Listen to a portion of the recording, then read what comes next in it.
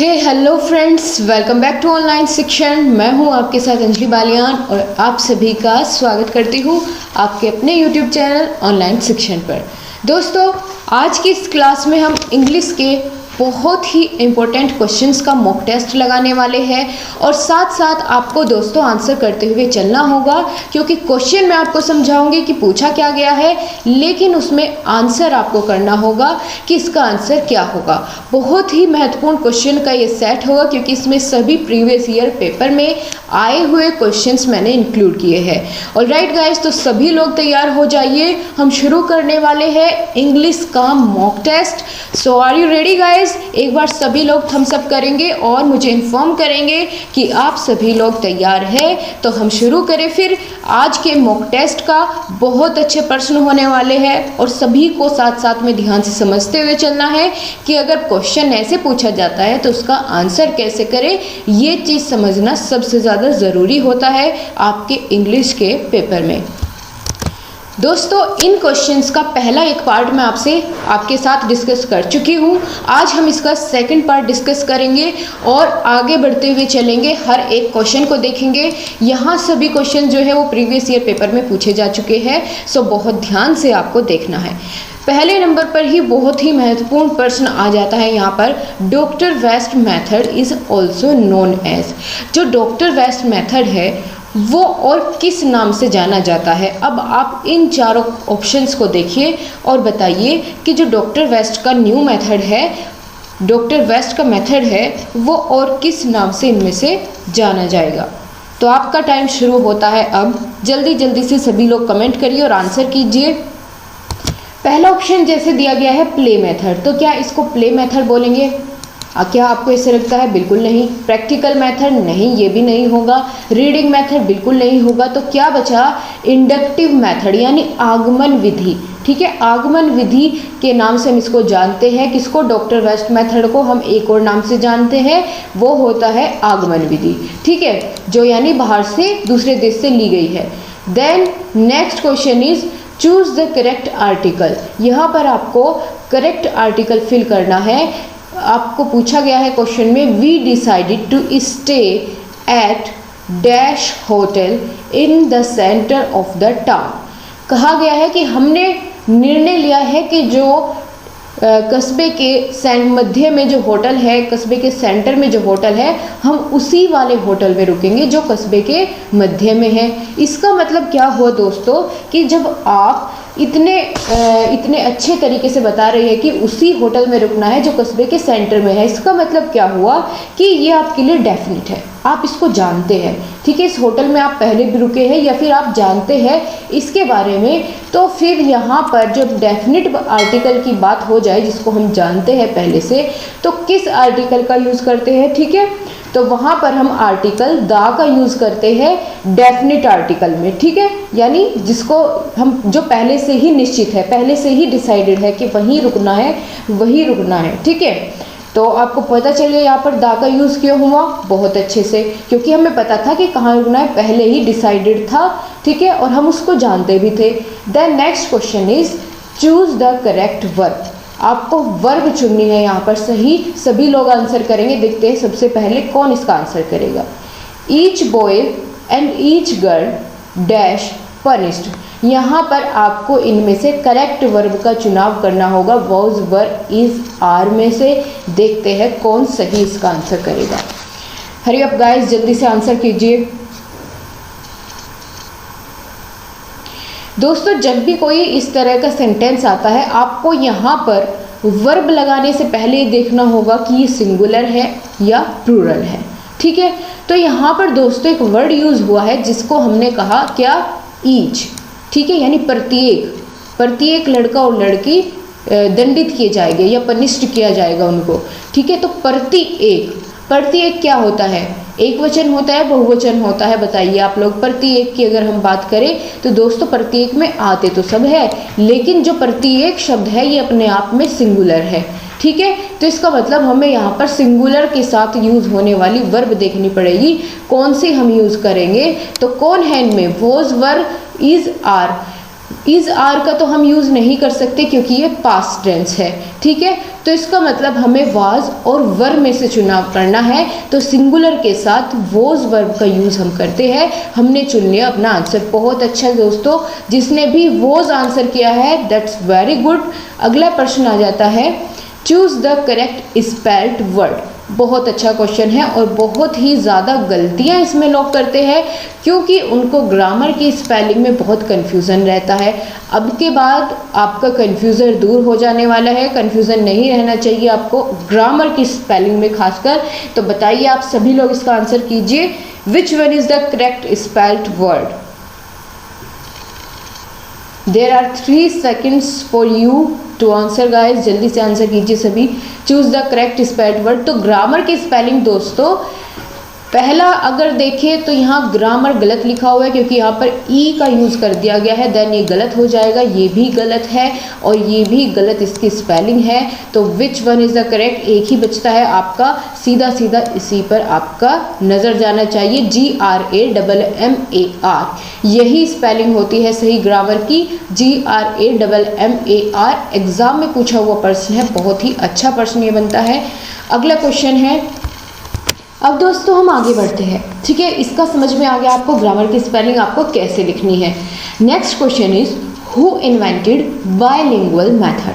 Bilingual method किसने invent किया था, ये आपको यहाँ पर बताना है। और ये क्वेश्चन बहुत ही इंपॉर्टेंट है, पूछा जा चुका है कई बार आपके एग्जाम में। देन आंसर कीजिए सभी लोग। बिल्कुल सही, जिसने ऑप्शन नंबर सी बताया दोस्तों बिल्कुल सही है, प्रोफेसर CJ डॉडसन। ओके, यही इसका सही आंसर है। Next question is, new method is related to. नया मेथड इनमें से किससे रिलेटेड है, जो नया मेथड दिया वो इनमें से किसने दिया, वो आपको यहाँ पर चुनना होगा। Then which one is the correct answer. दोस्तों जब मैंने आपको डॉक्टर वेस्ट मेथड बताया था तो मैंने आपको बताया था कि डॉक्टर वेस्ट मेथड को हम डॉक्टर वेस्ट न्यू मेथड के नाम से भी जानते हैं। देन जिसके नाम में ही न्यू आ जाता है तो समझ जाइए कि new method is related to doctor West. Very good, आपने बहुत अच्छा आंसर किया है। देन अगले क्वेश्चन की ओर मूव करते हैं। Choose the correct preposition. यहाँ पर आपको प्रीपोजिशन चुनना है सही सही। देन क्वेश्चन को एक बार रीड करिए, आई केम डैश हिज रिक्वेस्ट। मैं उसके रिक्वेस्ट करने पर आया। तो अब बताइए इन चारों ऑप्शन में से विच one is the correct answer. सभी लोग आंसर करेंगे। दोस्तों अगर यहाँ पर गलती हो जाती है तो उसके लिए आपको परेशान होने की ज़रूरत नहीं है, क्योंकि अगर आप यहाँ पर एक बार गलती कर लेते हैं इसका मतलब ये है कि आप आगे अपने एग्ज़ाम में कोई भी गलतियाँ नहीं करने वाले हैं। ठीक है, तो सभी लोग आंसर करिए। सो बताइए कौन सी सही प्रीपोजिशन यहाँ पर आपको प्लेस्ड करनी होगी, ऑन, एट, ऑफ या फिर बाय। ठीक है दोस्तों, यहाँ पर अगर हम देखें ऑफ और बाय तो देखते ही यहाँ से अलग हो जाते हैं। ठीक है, लेकिन जब ऑन और एट की बारी होती है इनमें से हमें एक चुनना है कि विच वन इज़ द करेक्ट। ठीक है, तो जैसे अगर मैं बात करूँ आपसे एट कहाँ पर यूज़ होता है, अगर एट के रूल्स देखें हम प्रीपोजिशन के, प्रीपोजिशन का मतलब ही यही होता है कि भाई नाउन और प्रोनाउन से पहले आने वाला शब्द। ठीक है, वो शब्द जो नाउन और प्रोनाउन से पहले आता है। जैसे यहाँ पर हिज है तो हिज क्या है, प्रोनाउन है। हिज से पहले आने वाले शब्द को जो भी होगा, चाहे वो इन चारों में से कोई भी, उसको प्रीपोजिशन बोलेंगे। प्रीपोजिशन का मतलब अब आपको समझ में आ गया। तो अब हम देखेंगे दोस्तों ऑन और एट का प्रयोग में से किसका करेंगे। दोस्तों जब ऑन की प्रयोग करने की बारी आती है तो ऑन का मतलब होता है पर। ठीक है, या उसके ऊपर, जैसे भाई कि मैं प्लेटफॉर्म पर खड़ा हूँ तो मतलब प्लेटफॉर्म के ऊपर खड़े हैं। ठीक है, लेकिन जब एट की बात करें तो एट किस किस जगह यूज़ कर सकते हैं हम, तो एट का यूज़ हम करेंगे दोस्तों यदि कोई हमसे रिक्वेस्ट कर रहा है। ठीक है, हम उसकी रिक्वेस्ट पर जा रहे हैं, देन हम यूज़ करेंगे एट का। तो यहाँ पर जो करेक्ट प्रीपोजिशन होगा वो होगा एट। ठीक है, बाकी कुछ नहीं। यहाँ पर जिसने एट आंसर किया है this is right answer. The next question is choose the correct article. यहाँ आपको करेक्ट आर्टिकल चुनना है। He became dash great man. अब आपको बताइए ए एंड द में से कौन सा आर्टिकल यहाँ आएगा। मैंने आपको इन तीनों के रूल्स मोटा मोटा आपको बता दिए थे, क्योंकि यहाँ पर ज़्यादा डीप नहीं पूछा जाता आपके पेपर में, जितना आता है उसके हिसाब से मैंने आपको करवाया था। ठीक है, सबसे पहले तो आप ये देखिए डेफिनिट है या इनडेफिनिट है। ठीक है, तो आपने देखा कि यहाँ पर डेफिनिट है या फिर इनडेफिनिट है, इनडेफिनिट है। लेकिन इनडेफिनिट में आपको ये देखना है कि कहीं यहाँ पर AEIOU का तो यूज़ यहाँ पर नहीं है। ठीक है, डैश के बाद में आपको देखना होगा ये, तो क्या यहाँ पर AEIOU ऐसे किसी शब्द का यूज़ हो रहा है, तो नहीं हो रहा है। तो उसके लिए क्या करेगा, यहाँ पर एन भी कैंसिल हो जाएगा। ठीक है, द तो हमने पहले ही कैंसिल कर दिया। द यूज़ होता है डेफिनिट आर्टिकल के लिए और एन यूज़ होता है जहाँ पर हम AEIOU जैसे शब्दों का या लेटर्स का प्रयोग जहाँ पर हो जाता है उनसे पहले। तो क्या बचता है, आर्टिकल ए। आर्टिकल ए का यूज़ करेंगे, क्योंकि ग्रेट जब हम बोलते हैं तो जी क्या है, कॉन्सोनेंट है। अगर ये ओल्ड मैन हो जाता, he became an old man, old हो जाता तो ओ से क्या होता है, ओ क्या है, एक वोवेल है। तो वोवेल से पहले हमने आपको बताया था कि वोवेल से पहले हम हमेशा एन का यूज़ करेंगे, चाहे कुछ भी हो तो आपको वहाँ पर एन का यूज़ करना होगा। अब यहाँ पर आपको दोस्तों क्वेश्चन दिया गया है, रीअरेंज द फॉलोइंग वर्ड। इसको आपको रीअरेंज करना है और एक प्रॉपर सेंटेंस बनाना है, मीनिंगफुल सेंटेंस बनाना है। तो चलिए सभी लोग इसको रीअरेंज करिए, कौन सा वर्ड इसमें पहले आएगा और कौन सा बाद में। सभी लोग जल्दी से आंसर करिए इसको देखकर। तो चलिए फ्रेंड्स मिलकर इसको अरेंज करें। ओके, देखते हैं कैसे होगा। देखिए सबसे पहले अगर देखें, today, nature, man is playing with, इन्हें देखकर लग रहा है कि ये वर्ड शुरू में नहीं आएंगे। ठीक है, तो nature today, man is playing with ऐसा नहीं हो सकता। तो हम ना ऑप्शन की हेल्प लेंगे ताकि सही से हो सके। सबसे पहले पहला ऑप्शन देखेंगे क्या है, ए। ठीक है, ए देखते हैं क्या लिखा है, टुडे। देन सी नंबर पर कौन है, man is. Today man is, D क्या हो जाता है, प्लेइंग विद, बी यानी nature. Today man is playing with nature. अरे वाह, ये तो बिल्कुल सेट बैठ रहा है पूरा सेंटेंस, ऐसा लग रहा है कि जैसे बिल्कुल सही हो। लेकिन कोई बात नहीं, फिर भी हम एक और पर ट्राई करते हैं कि क्या ये सही होगा। नेचर, बी नंबर पे हमको क्या लगता था, हमें ये तो पता चल गया कि ये दोनों तो बिल्कुल नहीं आएंगे शुरुआत में। ठीक है, तो इसको और चेक कर लेते हैं। बी यानी nature, A today, nature today, man is playing with, बिल्कुल गलत, ये तो बिल्कुल नहीं होगा। तो फिर हमने इसका मतलब श्योर हो गए हैं हम कि जो हमने ऑप्शन नंबर ए पर टिक किया दैट इज करेक्ट। ठीक है, ये बिल्कुल सही है। तो चलिए अगले क्वेश्चन पर हम चलेंगे दोस्तों। आपको कंफर्म करना है, अगर MCQ आप कर रहे हैं दोस्तों, जब कंफर्म हो आप तभी टिक करें, क्योंकि आपको दोस्तों यहाँ पर एक वर्ड लिखने का सीधा सीधा आपको एक नंबर मिल रहा है। ठीक है, जितना मेहनत आप वेरी शॉर्ट में करते हैं तो थोड़ा सा यहाँ पर आपको सोच विचार करने के बाद ही कि क्या मेरा बिल्कुल सही है आंसर, उसके बाद आप टिक करें। ओके, MCQ करने का यही सबसे बढ़िया तरीका है। और हाँ, सबसे ज़रूरी बात कि जो क्वेश्चन आपको नहीं आता, ठीक है, उसके बारे में थोड़ा बहुत भी अगर आपको पता है तो उसमें ना एलिमिनेशन मेथड का यूज़ किया कीजिए कि ये नहीं होगा, ये नहीं होगा, तो बचा कौन सा, ये वाला। तो उससे पॉसिबिलिटी बढ़ जाती है आपकी करेक्ट होने की। ओके गाइज, और जिस क्वेश्चन में आपको डाउट हो उसको आप बाद के लिए छोड़ें और बाद में जब आपके पास थोड़ा बहुत समय बचे उसमें बैठ के उसको सोचें, और अगर आ जाता है समझ में तो बहुत अच्छी बात है, अगर नहीं आता फिर तो आपको वहाँ पर तुक्का लगाना ही पड़ेगा। देन अगला क्वेश्चन आपके लिए है दोस्तों, which method is a midway between translation cum grammar method and direct method. इन दोनों मेथड्स के बीच में मिडवे का वर्क कौन करता है, कौन सा मेथड करता है, ये आपको बताना है दोस्तों। ट्रांसलेशन मेथड के और डायरेक्ट मेथड के बीच में जो मिडवे का वर्क करेगा वो होगा बायलिंगुअल मेथड। अब बायलिंगुअल मेथड क्यों होगा, क्योंकि बायलिंगुअल मेथड में आप क्या करते हैं, दोनों लैंग्वेजेस का यूज़ करते हैं। डायरेक्ट उस लैंग्वेज का भी जो आप सीख रहे हैं और उसको ट्रांसलेट करके समझाने की कोशिश करते हैं, यानी दोनों का यूज़ कर लेते हैं। तो इस वजह से विच one is the correct option, ये होगा बायलिंगुअल मेथड। ठीक है, बिल्कुल सही, इसका आंसर क्या होगा, बायलिंगुअल मेथड होगा। अगला क्वेश्चन है और बहुत ही प्यारा सा क्वेश्चन आपके लिए है, what is the full form of TLM। आप सभी लोग जानते होंगे, आपने फर्स्ट सेमेस्टर में भी इसको देखा होगा। TLM की फुल फॉर्म आपको कई बार बता चुकी हूँ मैं भी। तो TLM की फुल फॉर्म आपको इन चारों में से ऑप्शन 1 चुनना है और देखना है कि कौन सही सबसे पहले आंसर करेगा, क्योंकि मिलती जुलती दी गई है आपको तीनों फुल फॉर्म्स। ठीक है, देखते हैं कौन सही करेगा। तो जल्दी से सभी लोग आंसर करेंगे। T का मतलब होता है दोस्तों टीचिंग। ठीक है, T से क्या बनेगा? टीचिंग। आगे L से लर्निंग और मटेरियल। किस में है ये? टीचिंग लर्निंग मैटर, ये बिल्कुल नहीं होगा। टीचिंग लिसनिंग मैटर, तो वो लिसनिंग नहीं होता है, वो लर्निंग होता है, तो ये भी गलत हो जाएगा। नन ऑफ दीज तो हम इसमें अभी नहीं कह सकते।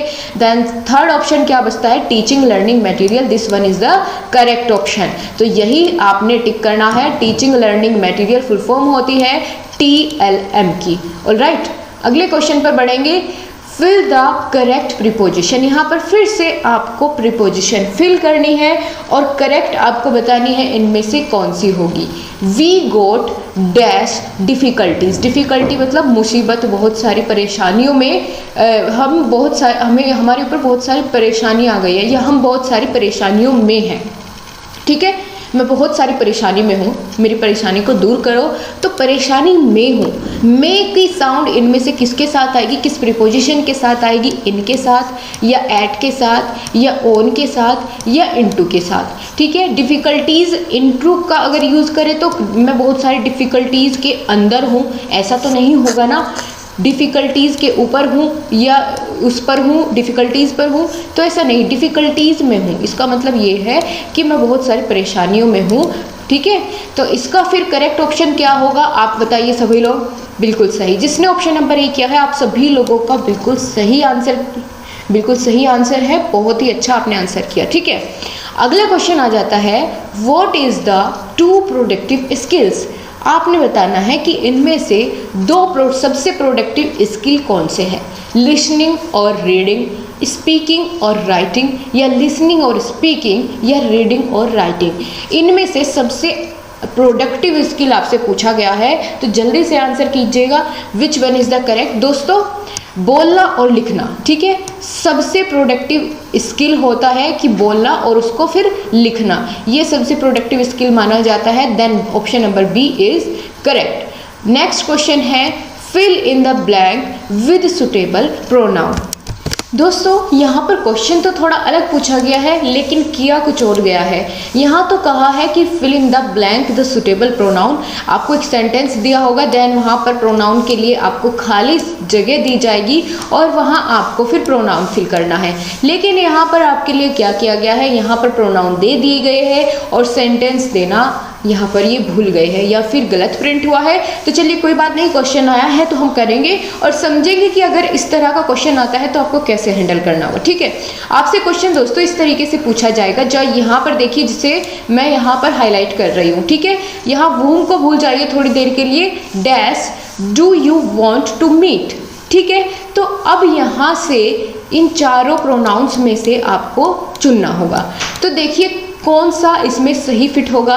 आप वूम की बात करें, ठीक है, वूम का मतलब क्या होता है पहले तो आपको यही पता होना चाहिए। इसका मतलब होता है दोस्तों किसको, कि whom do you want to meet, तुम किसको मिलना चाहते थे। ठीक है, तो पहले सेंटेंस में जब हमने वूम लगाया तो इसका मतलब बन गया तुम किसको मिलना चाहते थे। ठीक है, लेकिन अगर वूम की जगह हम विच रखते, ठीक है, विच रखते तो फिर क्या होता कि तुम कौन से मिलना चाहते थे। ठीक है, तुम कौन कौन से मिलना चाहते थे, किस किस से मिलना चाहते थे, तो ये इतना सही नहीं हुआ। देन हु की बात करें, तुम कौन मिलना चाहते थे, तो ये भी बिल्कुल इसके साथ नहीं हुआ। देन वूज की अगर बात करें तो फिर क्या ये इसके साथ सही बैठेगा। चलिए इसको इसमें प्लेस्ड करके देखते हैं। ठीक है, वूज का मतलब होता है किसका, किसका तुम मिलना चाहते थे, तो क्या ये सही होगा, बिल्कुल नहीं होगा। देन हम कौन सा इसमें ऑप्शन चुनेंगे, जो हमने पहले नंबर पर अगर बात करी थी, पहले नंबर पर हमने यहाँ पर वूम को प्लेस्ड किया था, देन यही इसके जगह पर बिल्कुल सही होगा। ठीक है, तो इस तरीके से हमको इन चारों ऑप्शंस में से चुनना होगा। देन नेक्स्ट क्वेश्चन आपके लिए ये है, यहाँ आप देखेंगे, ठीक है, विच को अभी भूल जाइए। देन वही पहले वाला काम हमें करना है, dash pen do you like most, तुम्हें इनमें से कौन सा पेन पसंद है, तो आप ये बोलेंगे कौन सा। देन किसके साथ ये मैच होगा, विच, विच के साथ, तुम्हें कौन सा पेन पसंद है। Then dash is your brother, इनमें से कौन तुम्हारा भाई है, ठीक है, कौन तुम्हारा भाई है, हु इज़ योर ब्रदर, तुम्हारा भाई कौन है, तो कौन के लिए हम क्या यूज़ करते हैं, हु का, दैट इज करेक्ट। देन अगला क्वेश्चन है whose book is this, whose को अभी भूले तो बुक इज दिस, यह बुक किसकी है, ये हमें बोलना है, तो किसकी या किसका शब्द के लिए हम हुज का प्रयोग करते हैं। इस तरीके से आप इनको फिल कर ले जाएंगे। ओके, यहाँ आपको ऐसे करना था, यहाँ पर क्वेश्चन ही थोड़ा सा अलग दे दिया गया है। Then next question, which language is regarded as a second language in India, ठीक है, जो सेकेंड लैंग्वेज की तरह यूज़ की जाती है वो कौन सी लैंग्वेज है, हिंदी है, इंग्लिश है, संस्कृत है या फिर रीजनल लैंग्वेज है, आपको बताना होगा। दोस्तों पहले नंबर पर तो यहाँ हिंदी ही आती है भारत में, लेकिन जब सेकंड लैंग्वेज की बात करें तो इंग्लिश को सेकंड लैंग्वेज की तरह यूज़ किया जाता है। ओके, कि अगर हम एक राज्य से दूसरे राज्य में जाते हैं, बाय चांस उनको हिंदी समझ नहीं आती, तो देन हम वहाँ पर इंग्लिश यूज़ करते हैं उनके साथ अपना कन्वर्सेशन करने के लिए। अगला क्वेश्चन है, according to Bloom the teaching objective are, तो which one is the correct option आपको बताना है कि कॉग्निटिव ऑब्जेक्टिव, साइकोमोटर ऑब्जेक्टिव या अफेक्टिव ऑब्जेक्टिव, यानी संज्ञानात्मक उद्देश्य भी होते हैं, प्रभावी उद्देश्य भी होते हैं टीचिंग के, ठीक है, ये सभी क्या है, टीचिंग के ऑब्जेक्टिव है।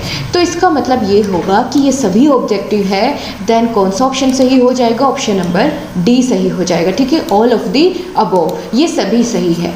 अगला प्रश्न आता है दोस्तों, which of the following approach is known as evaluation approach, evaluation approach के नाम से हम इनमें से किस अप्रोच को जानते हैं, ब्लूम्स अप्रोच या RCEM अप्रोच या मैगर्स अप्रोच या मिलर्स अप्रोच, आंसर कीजिए which one is the correct option, ठीक है, ये सभी इनमें से किसका अप्रोच है, अगर इवैल्यूएशन अप्रोच बात करेंगे तो किसका है इनमें से, ये आपको यहाँ पर चूज करना है।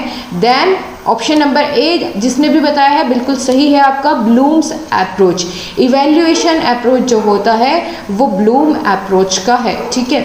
Next question, poetry teaching has the objective, poetry teaching के ऑब्जेक्टिव इनमें से कौन सा है, ठीक है। पोइट्री टीचिंग के बारे में मैंने आपको बहुत एक्सप्लेन करके समझाया था पोइट्री और पोर्ट्स के बारे में, तो वहाँ मैंने इसके ऑब्जेक्टिव अलग से आपको बताए थे। देन जिसने भी वो क्लास ली है, इंग्लिश की मैराथन क्लास जो मैंने आपके ली थी, उसमें डिटेल्ड नोट्स में मैंने आपको ये चीज़ें समझाई थी, तो आप बिल्कुल सही आंसर कर पाएंगे अगर आपने वो क्लास ली है, ठीक है। चलिए देखते हैं, develop aesthetic sense, train the emotion और एप्रिसिएशन एबिलिटी, इन तीनों को ही वो डेवलप करने के लिए क्या करते हैं, इन तीनों को डेवलप करने के लिए ही हम पोइट्री यूज़ करते हैं, तो ये सभी ऑब्जेक्टिव होते हैं। Then option D is the correct, ठीक है, डी ऑप्शन बिल्कुल सही हो जाएगा इसी वजह से। अगला क्वेश्चन है, the objective of teaching are achieved by, teaching का ऑब्जेक्टिव अचीव किया जा सकता है किसकी मदद से, अप्रोच की, मेथड की, स्ट्रेटजी की या फिर मीडिया की, बताइए सभी लोग। बहुत अच्छा क्वेश्चन है और कंफ्यूजन करने वाला भी है कि आपको अप्रोच और मेथड में से कौन सा चुनना है, स्ट्रेटजी में से कौन सा चुनना है या मीडिया में से कौन सा चुनना है। चलिए बताइए, टीचिंग ऑब्जेक्टिव क्या होता है टीचिंग का, ठीक है, और किससे उसको अचीव किया जा सकता है टीचिंग को ऑब्जेक्टिव को, तो दोस्तों स्ट्रैटेजी बना करके हम टीचिंग का ऑब्जेक्टिव क्या कर सकते हैं, अचीव कर सकते हैं। स्ट्रैटेजी कैसी कि हमें कौन सा मेथड अपनाना है, कौन सा अप्रोच अपनाना है, कौन सा मीडिया अपनाना है, ये सभी सोचना, इसकी प्लानिंग करना ही तो स्ट्रैटेजी कहलाता है। इसीलिए हम यहाँ पर स्ट्रैटेजी चुनेंगे, क्योंकि यूज़ तो हम अप्रोच और मेथड दोनों का करेंगे, मीडिया का भी करेंगे किसी ना किसी, लेकिन उनकी स्ट्रैटेजी बनाना कि किस समय पर हमें क्या यूज़ करना है, उसके हेल्प से हम टीचिंग के ऑब्जेक्टिव को अचीव कर सकते हैं। So the appropriate answer is strategy, बिल्कुल सही है, कंफ्यूजन नहीं होना चाहिए। Then next question is, bilingual and audiolingual method are used in teaching as, bilingual method और ऑडियोलिंगुअल मेथड में हम क्या यूज़ करते हैं, मदर टंग का यूज़ करते हैं, सेकंड लैंग्वेज या फर्स्ट लैंग्वेज या फिर नन ऑफ दिस। तो बायलैंग्वेज की बात की गई है तो आप समझ जाइए दोस्तों कि यहाँ पर सेकंड लैंग्वेज का यूज़ करते हैं, ठीक है, यहाँ पर सेकंड लैंग्वेज का यूज़ किया जाता है फर्स्ट लैंग्वेज को समझाने के लिए। ओके, बिल्कुल सही है। चलिए नेक्स्ट क्वेश्चन की ओर हम मूव करेंगे। अगला क्वेश्चन है the structural approach is an English. बताइए स्ट्रक्चरल अप्रोच किसे कहा जाता है? इसमें से आपको जल्दी से ऑप्शन करना है, आपके पास 3 सेकंड का समय है। आप ABCD इस तरीके से करके बता सकते हैं। तो दोस्तों स्ट्रक्चरल अप्रोच की बात की गई है, तो यानी अप्रोच पूछा गया है, लेकिन मेथड ऑफ टीचिंग, ये मेथड से रिलेटेड है, हमको अप्रोच देखना है। देन ऑप्शन नंबर B में देखें तो अप्रोच ऑफ टीचिंग, तो बिल्कुल यही सही होगा, इसमें अप्रोच की ही बात की गई है। स्ट्रक्चरल अप्रोच इंग्लिश का क्या है? अप्रोच ऑफ टीचिंग है। देन यही इसका करेक्ट ऑप्शन हो जाएगा, approach of teaching. Very good, बहुत अच्छा आपने आंसर किया।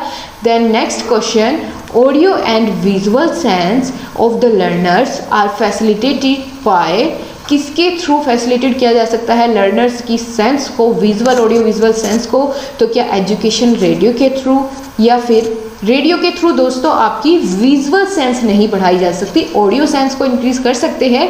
लेकिन अगर एजुकेशनल टेलीविज़न की बात करें तो एजुकेशनल टेलीविज़न से आप जानेंगे दोस्तों, उसमें आप देख भी सकते हैं और सुन भी सकते हैं। और वही बात इसमें की गई है कि ऑडियो और विजुअल दोनों सेंस को फैसिलिटेट कौन करता है? लर्नर्स की, वही आपको चुनना है। तो हमें अपना करेक्ट ऑप्शन तो यही मिल गया है कि एजुकेशन टेलीविज़न ऑडियो और विजुअल दोनों सेंसेस को डेवलप करता है, फैसिलिटेट करता है। Okay, then option number B is correct option. अब आगे चलते हैं दोस्तों, आपको समझ में आ रहा है किस तरीके से हमें क्वेश्चन को समझना है और उसका आंसर कैसे करना है। देन नेक्स्ट क्वेश्चन है the most effective media is, इनमें से सबसे इफेक्टिव मीडिया कौन सा है? रेडियो है या फिर टेलीविज़न है या दोनों है? ठीक है, या फिर इनमें से कोई भी नहीं है, तो आपको चुनना है। आपसे दोस्तों मोस्ट इफेक्टिव पूछा गया है, क्योंकि अगर रेडियो की बात करें, radio is also effective media, लेकिन जब हमें मोस्ट दे दिया गया है कि मोस्ट इफेक्टिव, सबसे इफेक्टिव कौन सा है इन सभी में, तो फिर हमको यहाँ पर एक चुनना होता है ना कि सबसे बढ़िया कौन सा है इनमें से। अच्छे तो सभी है, लेकिन सबसे बेस्ट हमें ऑप्शन यहाँ पर चुनना है। तो मोस्ट इफेक्टिव मीडिया की अगर बात की गई है, टेलीविज़न सबसे अच्छा है, क्योंकि वो ऑडियो और विजुअल दोनों तरह की सेंसेस को भी फैसिलिटेट करता है। Then option number B is correct, बिल्कुल सही बात है। जिसने भी टेलीविज़न बताया है, आप सभी का करेक्ट आंसर है। नेक्स्ट क्वेश्चन है रिकैपिचुलरी क्वेश्चन आर आस्क्ड आफ्टर। दोस्तों यहाँ पर आप आंसर तभी कर पाएंगे जब आपको इस वर्ड का मीनिंग पता होगा। रिकैपिचुलरी, इसका मतलब क्या होता है दोस्तों? इसका मतलब होता है कि संक्षिप्त क्वेश्चन, ठीक है, कि जब आप कोई संक्षिप्त क्वेश्चन पूछते हैं, एक ही बार में सब कुछ बताने को कहते हैं, तो वो क्वेश्चन आप किसके बाद पूछते हैं? ठीक है, एक सेक्शन को पढ़ाने के बाद, किसी भी, अगर मान लिया आप एक चैप्टर पढ़ा रहे हैं, आपको उसका संक्षिप्त में फिर क्वेश्चन करना है बच्चों से, ठीक है, कि इस पाठ का संक्षिप्त रूप से वर्णन करें कि आपने इसमें क्या सीखा है। तो क्या आप वो क्वेश्चन बच्चों को उस चैप्टर का एक सेक्शन ख़त्म करके पूछ लेंगे कि बताइए आपने आज की इस पोएम से या आज की इस कहानी से क्या सीखा, या 2 सेक्शन कंप्लीट करने के बाद, या फिर 3 सेक्शन कंप्लीट करने के बाद आप ये क्वेश्चन करेंगे, या फिर लास्ट सेक्शन को ख़त्म करने के बाद आप ये क्वेश्चन करेंगे? तो दोस्तों जब क्वेश्चन में पूछा ही ये जाएगा कि आपने इससे क्या सीखा, बिल्कुल संक्षिप्त रूप से बताइए, तो क्या आपको नहीं लगता कि ये क्वेश्चन अगर सबसे लास्ट में पूछा जाए चैप्टर को ख़त्म करने के बाद, तो ये सही होगा? तो बिल्कुल सही आपने समझा।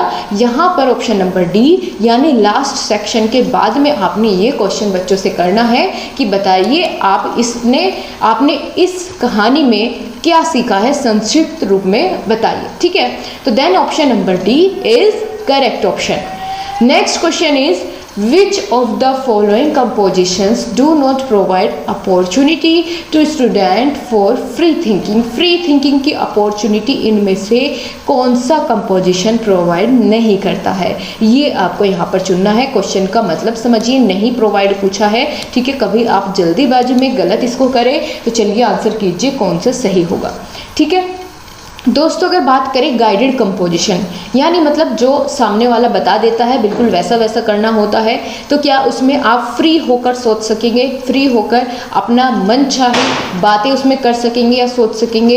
नहीं, ऐसा तो नहीं है। तो हमारे ख्याल से यही आंसर होना चाहिए, लेकिन फिर भी हम आगे भी देख सकते हैं। ठीक है, ओरल कंपोजिशन, ओरल में यानी कि किसी और से आपको यहाँ पर कोई भी डायरेक्शन लेके नहीं करना है, अपने आप से करना है, तो आप फ्री है, आप फ्री है, आप जो सोच सकते हैं उसको बोलिए, ठीक है। फ्री कंपोजिशन, इसमें तो बात ही फ्री की गई है, तो ये तो पहले ही अलग हो जाएगा। देन रिटन कंपोजिशन, तो यहाँ भी आप मन में जो आता है फ्री होकर सोच सकते हैं, उसको लिख सकते हैं। लेकिन जब बात करें गाइडेड कंपोजिशन की, तो इसका मतलब ये है जैसा सामने वाला बताए बिल्कुल वैसा वैसा करना है। यहाँ आप अपनी तरफ से कुछ भी नहीं, उसमें फ्री होकर सोच सकते हैं। So the option A is correct answer. जिसने भी ऑप्शन नंबर ए बताया है बिल्कुल सही आपका है। Then next question 57, grammar is taught by the method. Grammar किस मेथड की हेल्प से सिखाया जाता है, बताया जाता है? बताइए आप सभी लोग, किस मेथड का यूज़ करते हैं हम? लेक्चर मेथड का, या इंडक्टिव डिडक्टिव मेथड का, या फिर क्वेश्चनिंग आंसरिंग मेथड का, या नन ऑफ द अबोव? चलिए अब आंसर कीजिए which one is the correct option. आपके पास दोस्तों 3 सेकंड का समय है, ठीक है। बताइए सभी विच one is the correct option.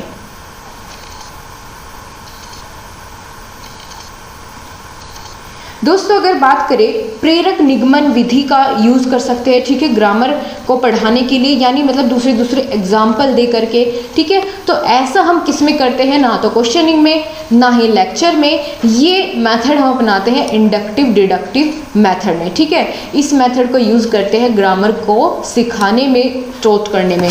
अब आगे बढ़े, अगला क्वेश्चन है विच of the following grammar is taught bye incidentally. Incidentally अगर हमें ग्रामर पढ़ानी है तो which one is the correct option, ठीक है। इनमें से कौन सी, अगर हम बात करें जो इंसिडेंटली पढ़ाई जाती है ग्रामर, वो कौन सी है? प्रेस्पेक्टिव, या ट्रेडिशनल ग्रामर, या फंक्शनल, या थ्योरेटिकल ग्रामर? आपको बताना है, ठीक है, कौन सी होगी, कौन सा इसमें सही आंसर होगा वो आपको यहाँ पर चुनना होगा। जल्दी से आंसर कीजिए दोस्तों। यहाँ पर अगर बात करें, जो आपको ऑप्शन नंबर सी दिया गया है फंक्शनल ग्रामर, इसका मतलब दोस्तों होता है कि कार्यात्मक व्याकरण, ठीक है, यानी कार्य करते करते आप कुछ सीख जाए तो उसे कहते हैं। और कार्य करते करते आपको नहीं पता होता कि कब आप सीख रहे हैं, तो वो कैसा होता है? इंसिडेंटली होता है, ठीक है। कैसे होता है? इंसिडेंटली होता है। तो यही आपका ऑप्शन नंबर सी करेक्ट हो जाएगा, फंक्शनल ग्रामर। क्योंकि जो थ्योरेटिकल ग्रामर होती है वह भी पहले से डिसाइड होती है, ट्रेडिशनल ग्रामर भी और पर्सपेक्टिव ग्रामर भी, उसको हम इंसिडेंटली नहीं सिखा सकते। So the option C is correct. Then next question is which of the following grammar lays stress on rules, ठीक है।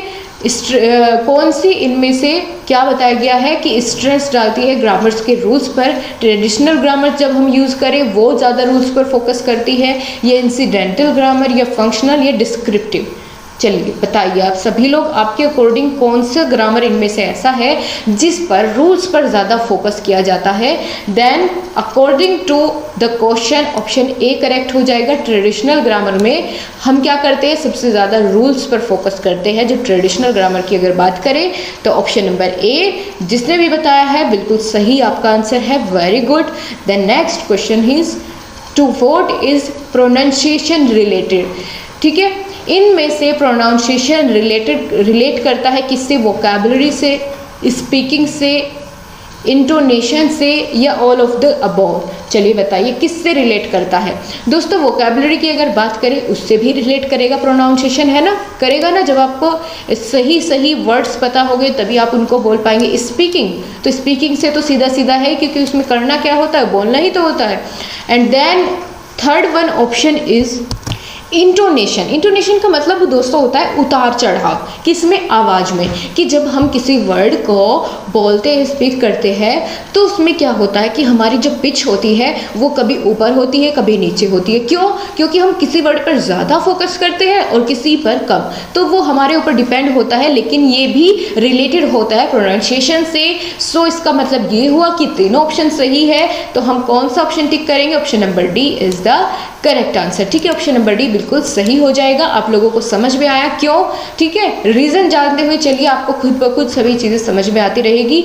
The next question is what does pronunciation include? इनमें से प्रोनाउंसिएशन में क्या इंक्लूड करते हैं हम? फ्लुएंसी, ठीक है, यानी लगातार बोलना, और पोज, बीच बीच में रुकना थोड़ी समय के लिए, रिदम, एक रिदम होना चाहिए बोलने में, and all of the above. अब आप बताइए इनमें से कौन सा हमको सही ऑप्शन चुनना है, कौन सा सही होगा। क्या आप फ्लुएंसी का यूज़ करते हैं? हाँ, करते तो है। फ्लुएंसी होनी चाहिए जब हम किसी चीज़ को बोलते हैं, किसी लैंग्वेज का को स्पीक करते हैं, उसमें बीच बीच में पोज भी होता है कि बीच बीच में उसमें हम थोड़ा सा विराम भी लेते हैं। देन रिदम भी होता है बोलने में। सो the option number D is correct. ये तीनों सही है, तीनों ही होनी चाहिए प्रोनाउंसिएशन करते समय, फ्लुएंसी भी, पोज भी, रिदम भी। ओके, बिल्कुल सही ऑप्शन नंबर डी होगा। अगला क्वेश्चन है, a language can be acquired through. एक लैंग्वेज कैसे आप सीख सकते हैं? एक्सपोजर से, मोटिवेशन से, या रिपीटेशन से, या फिर ऑल ऑफ द अबव। अब आप बताइए कि आपको अगर एक लैंग्वेज सीखनी है कोई भी, आप उसको इनमें से किसके थ्रू सीख सकते हैं? कि अगर आप मोटिवेट हो गए तो क्या आप खुद ब खुद सीख जाएंगे? ठीक है, खाली आपको मोटिवेशन मिलने से क्या आप उस लैंग्वेज को सीख सकते हैं? बिल्कुल नहीं, कि भाई मोटिवेट तो होते रहिए, करिए कुछ मत, तो क्या कुछ हो पाएगा? बिल्कुल नहीं हो सकता। ठीक है, तो अगर बात करें एक्सपोजर यानी अनावरण, तो एक्सपोजर भी होना चाहिए कि जब तक हम उसको सीखेंगे नहीं, उसके इंट्रैक्शन में नहीं जाएंगे, तब तक हम उस लैंग्वेज को नहीं सीख पाएंगे। And then third one is repetition, कि जो चीज़ हमें सीखनी है हमें उसका बार बार रिपीटेशन करना चाहिए, जिससे कि हम उसमें परफेक्ट हो सके। तभी तो बोलते हैं practice makes a man perfect. तो उसका मतलब वही है कि रिपीट करते रहिए तो वो चीज़ें बहुत अच्छे से क्लियर हो जाएगी।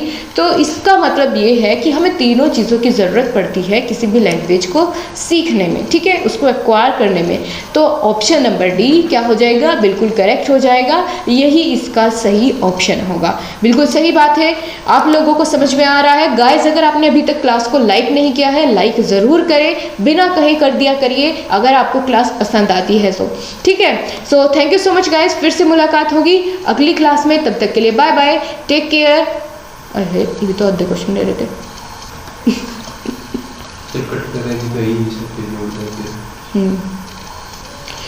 तो यहाँ पर आपको समझ में आ गया कि आपको यहाँ पर ऑप्शन नंबर डी चूज करना है।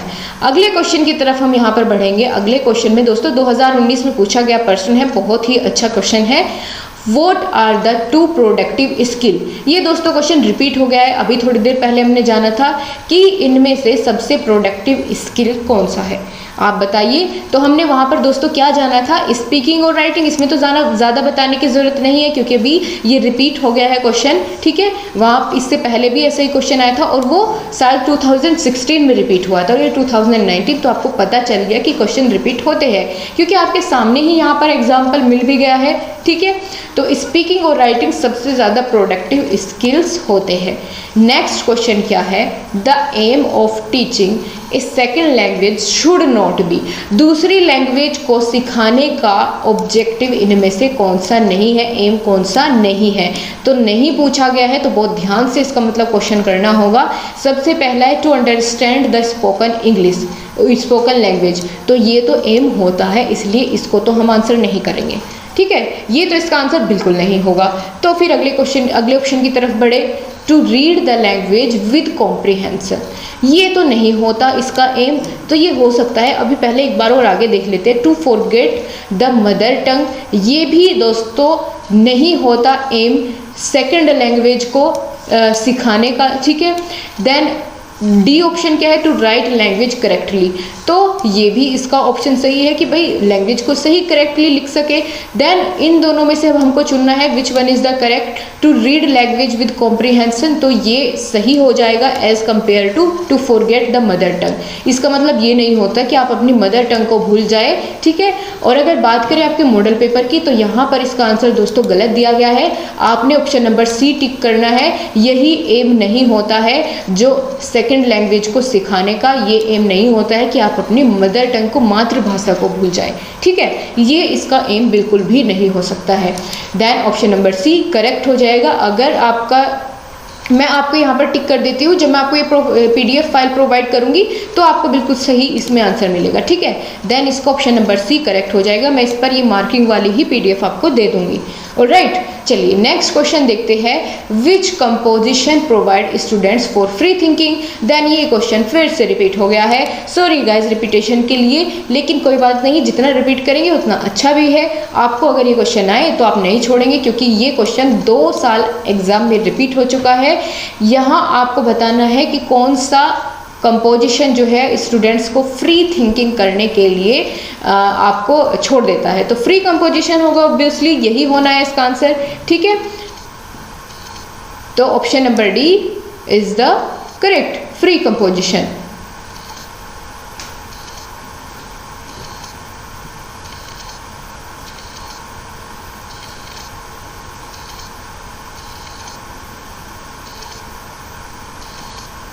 And the last question is objective of teaching poetry. Poetry को टीच करने का ऑब्जेक्टिव क्या होता है? इंजॉयमेंट, कॉम्प्रिहेंशन, एप्रिसिएशन या ऑल ऑफ दीज। दोस्तों जब पोएट्री की बात आती है तो इंजॉयमेंट तो बिल्कुल होता है, देन कॉम्प्रिहेंशन भी और एप्रिसिएशन भी मिलता है पोएट्री से, ठीक है। तो इसका मतलब क्या होगा? इसका मतलब यही है कि हम सीधा सीधा समझ गए कि इसका तो दोस्तों ऑप्शन नंबर डी करेक्ट हो जाएगा, ठीक है। इसका ऑप्शन नंबर डी करेक्ट हो जाएगा। क्यों? क्योंकि ये सभी ऑब्जेक्टिव है टीचिंग पोएट्री के, ठीक है। पोएट्री को टीच करने के ये सभी ऑब्जेक्टिव होते हैं, ठीक है। सो गाइज आपको आज की क्लास कैसी लगी कमेंट बॉक्स में ज़रूर बताइएगा। सो गाइज वीडियो को लाइक करें, शेयर करें अपने सभी ग्रुप्स में, अपने सभी फ्रेंड्स के साथ, ताकि मैं आपके लिए और भी ज़्यादा मेहनत कर सकूं और मुझे भी थोड़ी सी एनर्जी मिल सके, ठीक है। So thank you so much guys. फिर से मुलाकात होगी अगली क्लास में, तब तक के लिए बाय बाय, टेक केयर, अपना ध्यान रखिए और खुश रहिए।